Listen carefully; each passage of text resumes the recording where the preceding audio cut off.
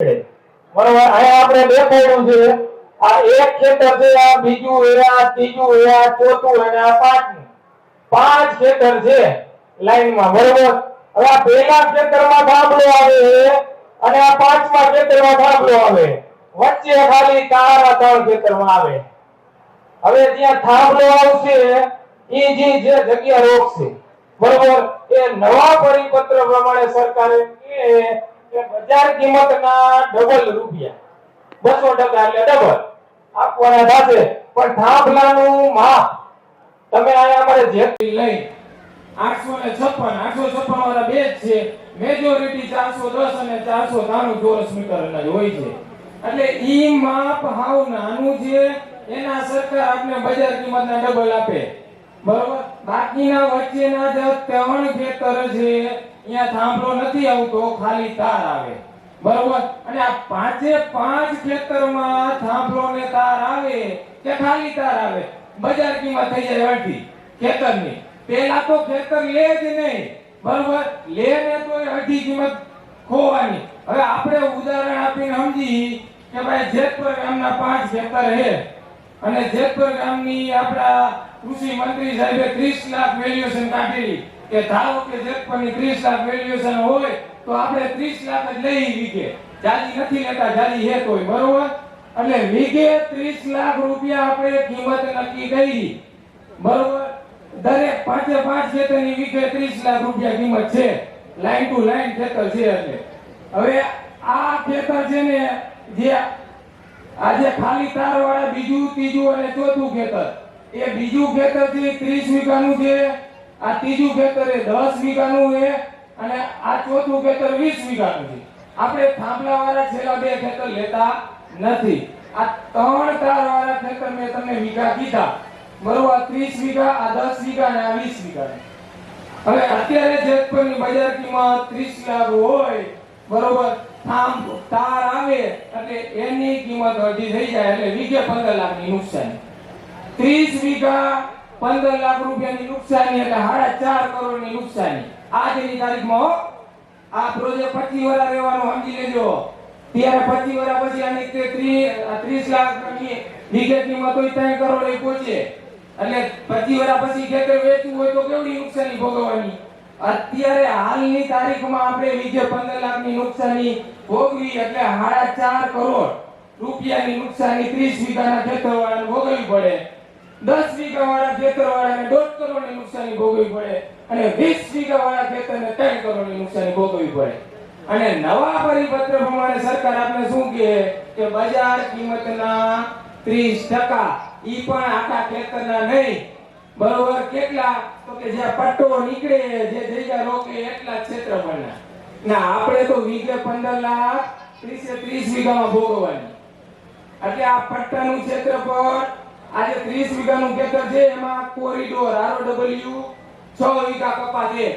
બરોબર, ધારો કે આપણે 6 વીઘા કપાય, પછી આ 10 વીઘાનું છે એમાં 1 વીઘા કપા છે આ પટ્ટો આનો, અને આ 20 વીઘાના ખેતરમાં 4 વીઘાનો કપા છે કોરિડોર. તો સરકાર આપણે જે 6 વીઘા કપાત થાય છે, બરોબર, એના માટે 30 લાખ રૂપિયા વીઘાની બજાર કિંમત છે, એના 30% એટલે વીઘે 9 લાખ રૂપિયા લેખે આ પટ્ટો જેટલો હોય, આ 6 વીઘાનો પટ્ટો છે તો 6 ગુણ્યા 9 લાખ એટલે 54 લાખ રૂપિયાનું વળતર આપે.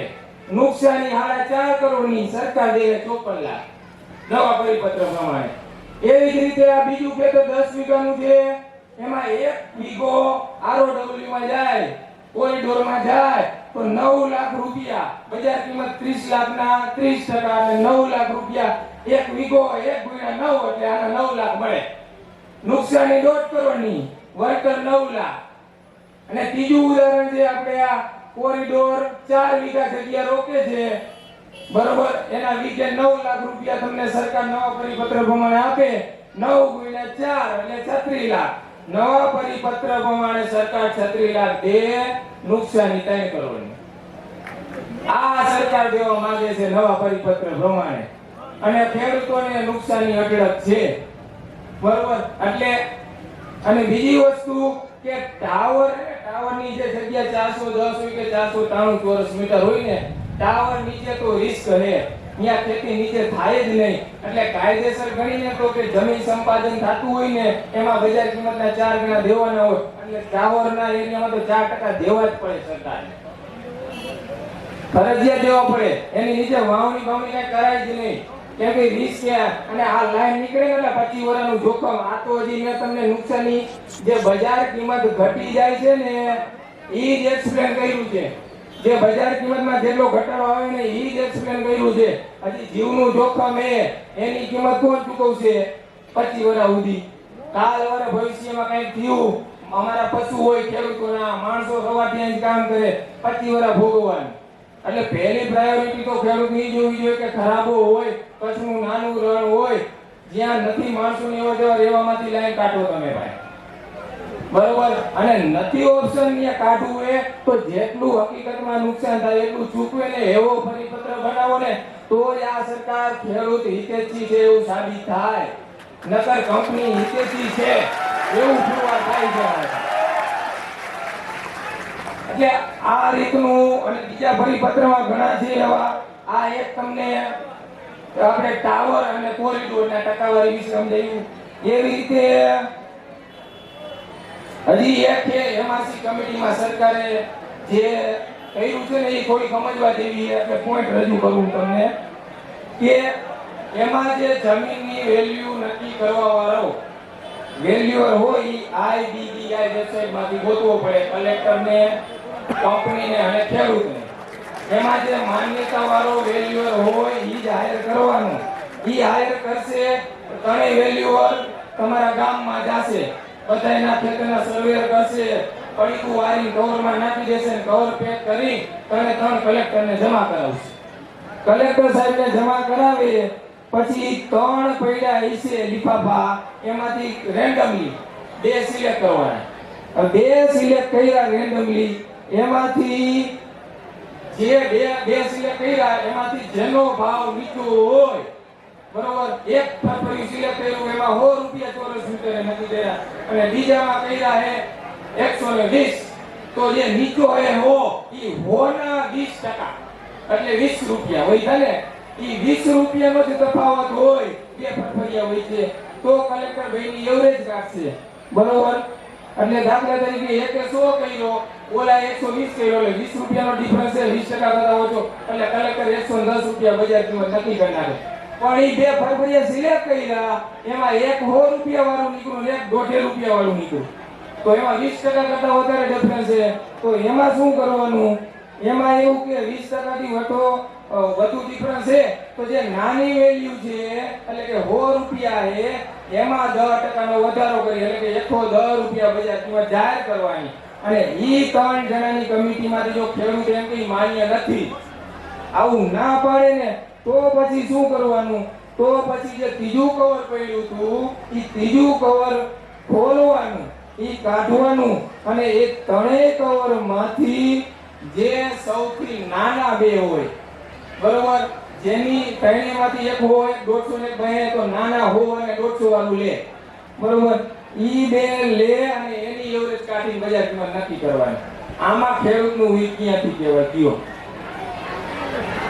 આમાંથી ખેડૂતનું હિત એક તો ખેડૂતની મરજી વગર તમારે થાંભલા નાખવા, લાઈનો કાઢવાની, તો મારા ભાઈ ખેડૂતના વેલ્યુઅરે જે ભાવ નક્કી કર્યા ને દઈ દેવાના હોય, દઈ દેવાના હોય. આ ખેડૂત હિતેશી નથી, કંપની હિતેશી છે. આ બજાર કિંમત કઈ રીતે નક્કી કરવું નહીં.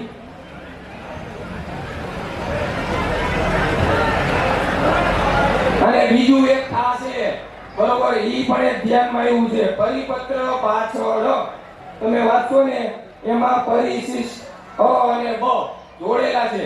એમાં કંપની તમને વર્કર દીધા પહેલા ખેડૂતોની લેખિતમાં બાંધેદારી લઈ લે, અને લેખિતમાં બાંધેદારી લઈ લે ને પછી એમાં તમારે સુધારો કરવો પડે.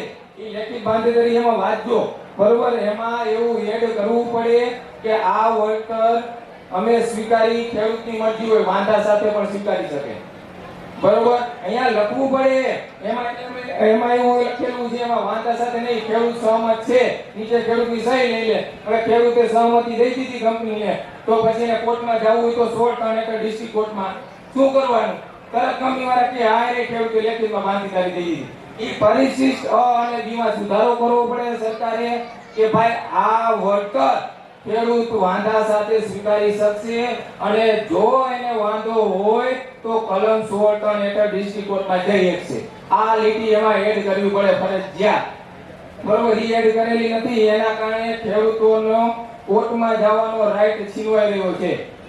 બરોબર, એટલે આ કંપની આવું કરવા માંગે છે. અને બીજું એક કે 7/12/8 માં નામ બદલાઈ જાય એવું એક પોઈન્ટ છે, 11 નંબરનો પોઈન્ટ છે નવા પરિપત્રમાં. એમાં એ કે 7/12/8 માં નામ બદલાઈ જાય તો જમીન માલિકોને એડવાન્સ પેમેન્ટ દેવાની વાત હતી. એટલે એડવાન્સ થાંભલો અને તારનું એડવાન્સ દઈ દે. બરોબર, એ ખેડૂતોને દઈ દીધું, પછી કદાચ ખેડૂતોએ અડધી કિંમત આવીને વેચી દીધું ખેતર, માલિક બદલી ગયો, કંપનીને ફાઉન્ડેશન ઊભું કર્યું, ટાવર ઊભો કરવાની બાકી છે તો ફાઉન્ડેશનનું વળતર જે પેલો માલિક હતો એને દીધું, થાંભલાને તારનું દઈ દીધું. પણ જ્યારે ટાવર ઊભો કરવાનો થાય છે, બરોબર, એને ટાવરનું વળતર તો નવા માલિકને નથી મળવાનું, કેમ કે પેલા માલિકને દઈ દીધું. બરોબર, અને લેવા વાળો હશે એ વેચવા વાળો બોલી કરશે કે ભાઈ વળતર મને મળી ગયું, તને નહીં મળે. પણ જ્યારે બીજા માલિકે લીધું ને એને જીરું વાવ્યું તો ઈ જીરાની નુકસાની તો બીજા માલિકને મળવી જ જોઈએ. બરોબર, ઈ પાકનું વળતર કે અન્ય પાઇપલાઇન નીચે દાટેલી ઈ નુકસાની થાંભલો ઊભો કરતા અથવા તો તાર ખેંચતા માલિક બદલી ગયો છે તો એને મળવી જોઈએ. અન્ય નુકસાની માટી દબાઈ જાય, જે કાંઈ થાય રિપેર કરી દેવી પડે, એટલે એ નુકસાની તો બીજા માલિકને પણ આપવી પડે. અને 14 નંબરના પોઈન્ટમાં એવું લખેલું છે કે પાક અને ઝાડ કે વૃક્ષોનું વળતર એક જ વાર દેવાનું. તો શું કંપની અમારે જીરું 4 મહિનાની સીઝન છે, 120 દિવસની, 120 દિવસ અંદર જ કંપની ફાઉન્ડેશન કરી લેશે, થાંભલો ઉપર કરી લેશે, તારે ખેતી લેશે તો એક પાકનું શક્ય બને. કંપની ચોમાસામાં ફાઉન્ડેશન કરવા આવે, શિયાળામાં થાંભલો ઉભો કરવા, ઉનાળામાં તાર ખેંચવા આવે તો ત્રણેય સીઝનમાં અમે વાવેલું હોય તો ત્રણેય સીઝનનું વળતર મળવું પડે. એક સીઝનનું ન હાલે. આપણે 14 નંબરનો પોઈન્ટ છે ઈ પણ નથી ચાલે, એમાં સુધારો કરવો પડે એમ છે. એટલે આવા મારા ધ્યાનમાં આટલા પોઈન્ટ આવ્યા છે. એટલે હું ગુજરાતના તમામ ખેડૂતોને જે એડવોકેટો સારા છે એને પણ રિક્વેસ્ટ કરું છું, જો તમે ખેડૂત હિતેશી હોય તો આમાં બીજી ઘણી બધી ભૂલ હોય તો તમે વિડીયો માધ્યમથી ધ્યાન દોરજો ખેડૂતોને, જેથી કરીને ખેડૂતોને ખબર પડે આમાં શું શું થઈ રહ્યું છે અને આમાં ખેડૂતોના હિત કેટલા ડૂબી રહ્યા છે. એટલે એ પણ એક ધ્યાન રાખવાની છે જરૂર. એટલે આ રીતનું નવા પરિપત્ર પ્રમાણે સમજાયું, સરકાર નુકસાની આટલી છે, સરકાર આ દેવા માંગે છે. હવે ગુજરાતનો આ પરિપત્ર ખાલી જેતપરના લોકોને કે જેતપરના આજુબાજુના ખેડૂતો માટે નથી, તમામ ગુજરાતના ખેડૂતોને લાગુ પડે છે. તો ગુજરાતના તમામ ખેડૂતો આનો અભ્યાસ કરી અને પછી એને એમ લાગે કે આ પરિપત્ર માન્ય છે કે અમાન્ય, જે ખેડૂતો નક્કી કરે તો ગામ લેવલે એક સભાનું આયોજન કરે. 18,000 ગામડા છે ગુજરાતમાં, તમામ ગામડા લેવલે આયોજન થાય, પંચાયત દ્વારા આયોજન કરે અને જો આ પરિપત્ર નવો અમાન્ય હોય જે ગામનું, એ ગામ અમે એક લખાણ તૈયાર કરેલું છે. એ લખાણની વર્ડ ફાઇલ અમે દરેક ગામના જે પણ લોકો હશે, અહીંયા અમારે લેટર પેડ જેને મને સહમતિ આપી છે, ટેકો આપ્યો છે, એને તો અમે મોકલવાના છીએ. અને અમારે જે સોશિયલ મીડિયાના ગ્રુપ છે ટ્રાન્સમિશન લાઈન, એમાં પણ મોકલશું. એમાં દરેક ગ્રામ પંચાયત દ્વારા જો આ પરિપત્ર અમાન્ય હોય તો લેખિતમાં, બરોબર, સહી અને સિક્કા સાથે, અને આગળ પછી આ અમાન્ય છે તો આગળ કઈ રીતે લડવું, અને એ લડાઈ કદાચ 12 મહિના હાલે તોય ભલે, 24 મહિના હાલે તોય ભલે. અમારા ગામના 18,000 ગામના જે ખેડૂતોમાંથી કોક ગામમાં 5 હોય, કોક ગામમાં 50 જણા હોય કે 12 મહિના લડાઈ હાલે તો અમે 5 કે 50 જણા ઈ લડાઈમાં સાથ સહકાર તન મન અને ધનથી દેવાના છીએ. બરોબર, સમય દેવાના છીએ, જેટલો સમય લાગે એટલો. એ રીતની આખી ચર્ચા વિચારણા લેખિતમાં અહીંયા અમારે ઉપવાસ સાવણી 2 દિવસ ને 2 દિવસ આખા ગુજરાતના તમામ ગામોને અમે સમય આપશું, શેર કરી દેશું. એમાંથી જેટલા ગામનાનો સહમતિ લેટર આવશે કે આ નવો પરિપત્ર અમાન્ય છે 2 દિવસમાં, એ પછી બધાય ખેડૂતો અહીંયા આવશે રૂબરૂ દેવા. ત્યારે આખી જે હવેનું પાર્ટ 3 કઈ રીતે લડવું એની ચર્ચા વિચારણા અમે ચર્ચા વિચારણા હવે ખાલી જેતપુર નહીં, ગુજરાતના તમામ ખેડૂતો જેટલાને આ પરિપત્ર અમાન્ય છે સાથે અહીંયા બેઠક કરીને કરશું અને પછી આગળની રણનીતિ તૈયાર થશે.